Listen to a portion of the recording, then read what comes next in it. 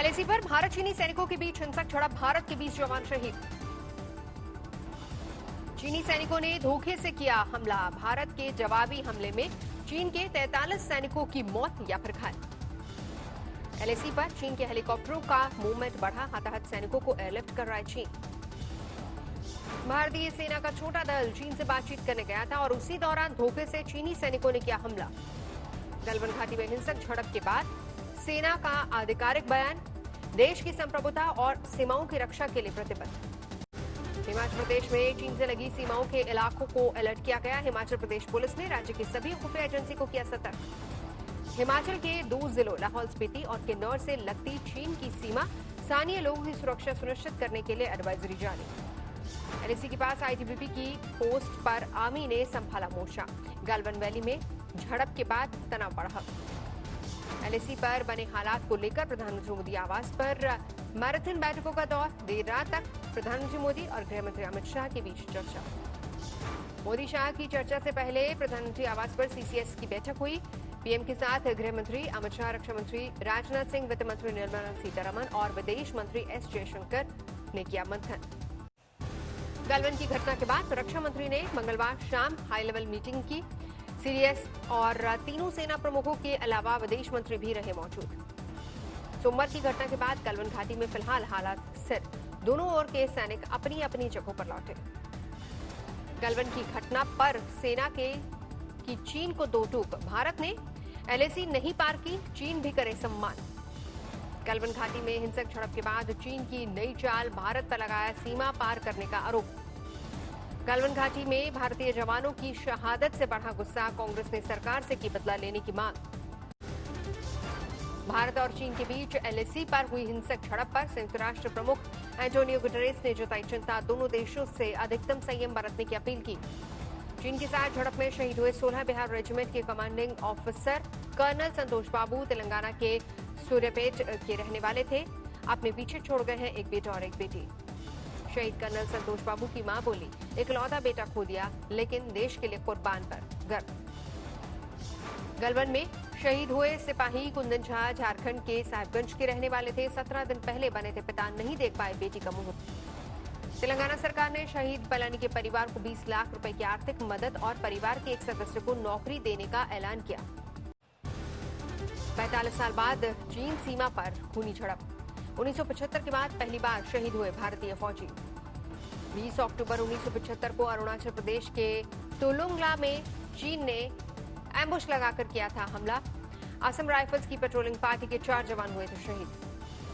1967 में भी भारत और चीन के सैनिकों के बीच अरुणाचल प्रदेश के नाथुला में हुई थी झड़प। चीन के 340 और भारत के 88 जवान हुए थे शहीद।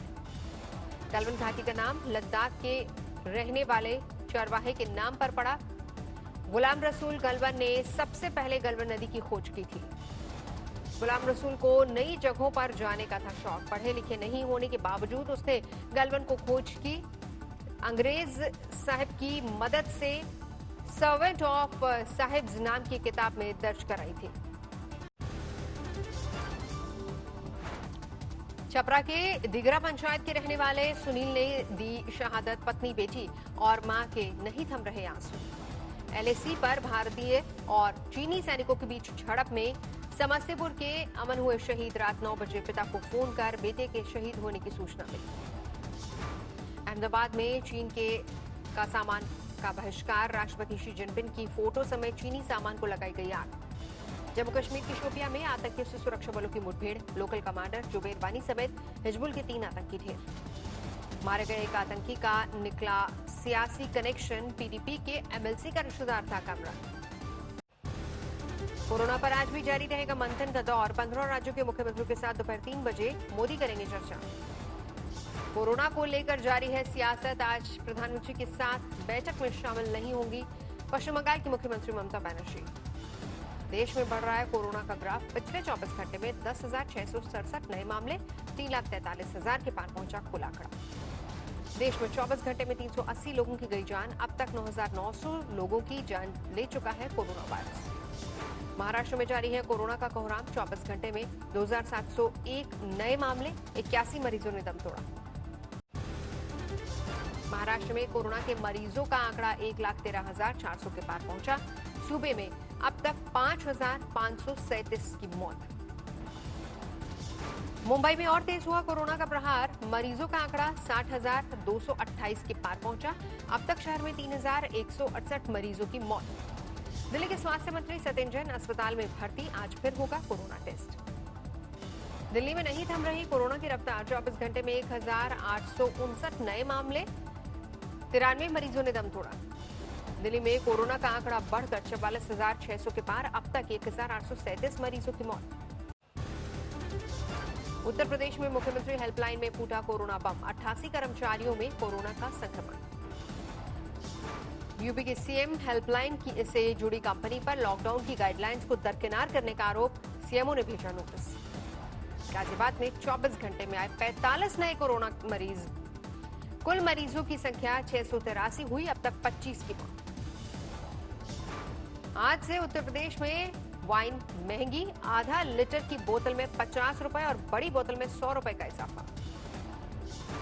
तमिलनाडु में आज कोरोना के 1,843 नए मामले। कुल मामले 46,500 के पार। अब तक राज्य में 489 मरीजों की मौत। मध्य प्रदेश के मुख्यमंत्री शिवराज सिंह चौहान पहुंचे लखनऊ। मेदांता अस्पताल में भर्ती राज्यपाल लालजी टंडन का जाना हाल। कांग्रेस नेता दिग्विजय सिंह मुख्यमंत्री शिवराज सिंह चौहान के खिलाफ दर्ज करवाएंगे शिकायत। राहुल गांधी के वीडियो के साथ छेड़छाड़ कर छवि खराब करने का लगाया आरोप। रीवा में कांग्रेस ने शिवराज सरकार का पुतला फूका। बीजेपी सांसद जनार्दन मिश्रा की महिलाओं के शराब बेचने की टिप्पणी से नाराज। राज्यसभा चुनाव से पहले कांग्रेस के सामने अपने विधायकों को एकजुट रखने की चुनौती। गुजरात कांग्रेस के कई विधायक अहमदाबाद के उम्मेद होटल पहुंचे। अलीगढ़ में बीजेपी विधायक संजीव राजा ने प्रशासन पर थोड़ा ठीकरा बोले। अफसरों की लापरवाही से शहर में बढ़ा कोरोना। अनामिका शुक्ला धोखाधड़ी केस में मास्टरमाइंड जसवंत पर एफआईआर दर्ज करने का आदेश। कन्नौज के प्राथमिक विद्यालय में प्रधानाध्यापक के तौर पर है तैनात। कन्नौज के बेसिक शिक्षा अधिकारी ने जसवंत को किया बर्खास्त। वेतन रिकवरी के लिए नोटिस भेजा। विशाखापट्टनम में किसान की पासबुक ऑनलाइन अपलोड करने के लिए रेवेन्यू ऑफिसर ने ली 14,000 की घूस। एंटी करप्शन ब्रांच ने रंगे हाथों दबोचा। बरेली में एक युवक ने घर में लगाई फांसी। अभिनेता सुशांत सिंह राजपूत की मौत से था दुखी। सीतामढ़ी में बीजेपी के राष्ट्रीय प्रवक्ता प्रभा झा के भतीजे को मारी गोली। हालत नाजुक, आईसीयू में भर्ती। मुरादाबाद में हाईवे पर बाइक सवार गुंडों ने की फायरिंग। कार सवार लोगों को पीटा। दिल्ली पुलिस ने स्नैचिंग गैंग के सरगना सचिन मॉडल सहित 4 को दबोचा। चोरी के 85 मोबाइल और 15 लेडीज बैग बरामद। रोहतक में 45 साल के शख्स की सर में गोली मारकर हत्या। 26 दिन में 13 हत्याओं से।